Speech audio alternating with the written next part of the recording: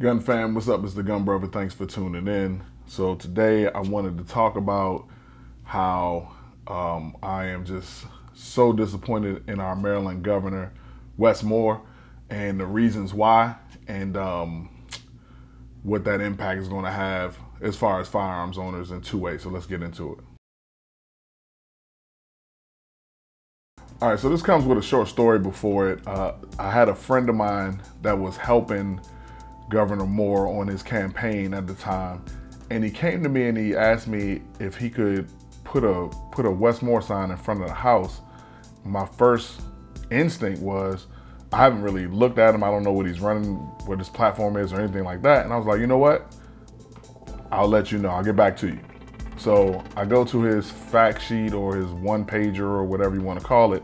And of course I want to see what his stance is on gun control. Everything I read kind of assured me that he actually had the citizens in mind. But his actions have gone the complete opposite way with the signing of SB 1, which is incredibly restrictive gun laws that are going to be coming into play on October 1st, 2023.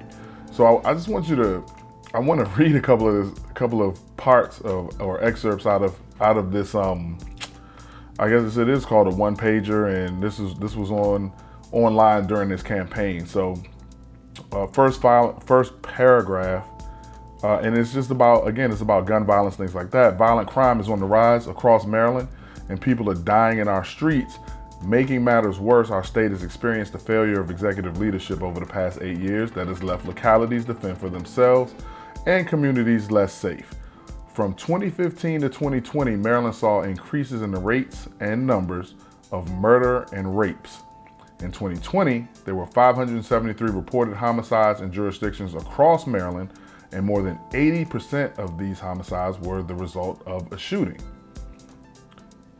So, with that being said, the logic of making stricter gun laws for the people that are abiding by the laws doesn't make sense. But let me go on, because this is where it gets confusing. So I was kind of enthused by this. Wes has dedicated his career to fighting poverty and creating opportunities for the communities he served.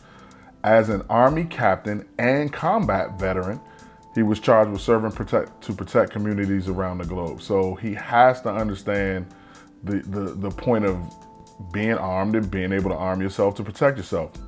And so that was reassuring as far as I was concerned.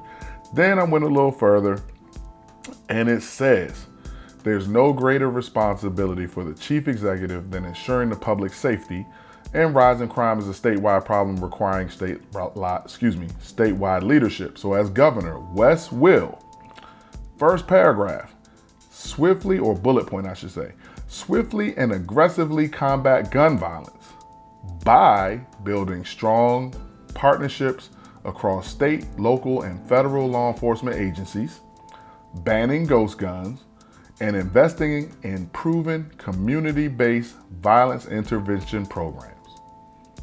None of that says enacting restrictive, unconstitutional gun laws. Not even close. It doesn't even say reviewing the current gun laws and maybe making them stronger or strengthening gun laws none of that says to me that a combat veteran would sign something like SB 1 that says you can't carry a gun into a building unless the owner tells you you can. That's as insane. And then the rest of the bullet points go on to say reform Maryland's probation and parole system, increase resources for state law enforcement agencies so they can assist local agencies.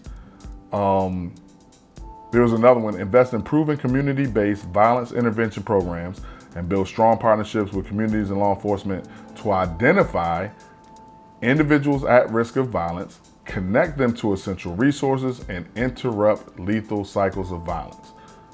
Not write new, restrictive, I don't even know what the word is, gun laws that aren't going to work. So, yeah, 100%. I mean, just totally disappointed that a couple of months ago he signed SB 1, and I'll be getting into that in another video, kind of piece by piece. But it's a very restrictive And it's not even borderline. It's to tell me that a business has to give me permission to exercise the 2A right that you already made me pay for, do training for, and obtain as a law-abiding citizen. And now a business has to post a sign at the door saying, yes, you can bring your concealed carry here. To put the onus of the Constitution on businesses is actually just cowardly. The guy that sponsored this bill, Walden Strichter or whatever his name is, I don't want to start calling people names, but this does not accomplish anything in the hopes of curbing gun violence. This is making law-abiding citizens more vulnerable. So if I pull up at the gas station and want to go in and get a snack, I need to leave my gun in the car. If I pull up at Safeway and want to grab something to eat, I can't walk in the Safeway with my pistol on, as I've been doing for years. No issues. I'm not an active shooter or active threat. I'm a law-abiding citizen. But now I would have to take my gun off, put it in the car, and then go in and get whatever I want to do and pray I don't get robbed on the way out. The programs that he said that, or this says that he wants to enact to combat gun violence, those are going at the roots of the gun violence. And I applauded that when I read it. And I told my boy, yeah, go ahead, you can put the sign in there. He seems he's going to be level-headed about gun control.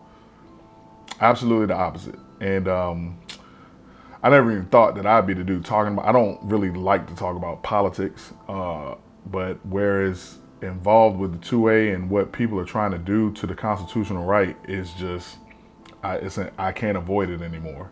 This was almost a bait and switch, and the law is definitely unconstitutional. And you know, I heard that the NRA does have a lawsuit already in place to try to get an injunction, I guess, or sue against it. I don't know what the legal terms are.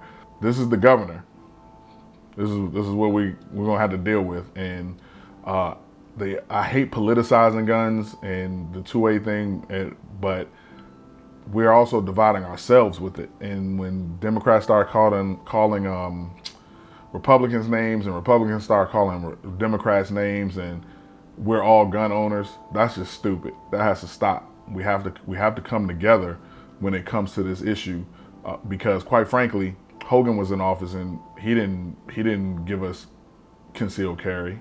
He didn't change anything, and Hogan was Republican. So I don't even want to see that in the comments. All this back and forth about that. It's the man, it's the person, and their viewpoints and what they're willing to enforce and change. So that's where we are. I just wanted to shed some light on that, as far as that's our governor kind of said one thing and turned around and did something totally different, in my opinion. I hope he sees this. I'd like an answer. I'd like to understand why you think SB 1 is going to work. Why you not even going to work? Why you think it was constitutional? It's not. It's just not even lawful to tell me a business has to post a sign for me to carry my gun in the building. And there's more stuff into it. And then on top of that, increase restrictions and increase costs to get the permit. That's insane. That's criminal almost. Racketeering, isn't it? So just wanted to say that.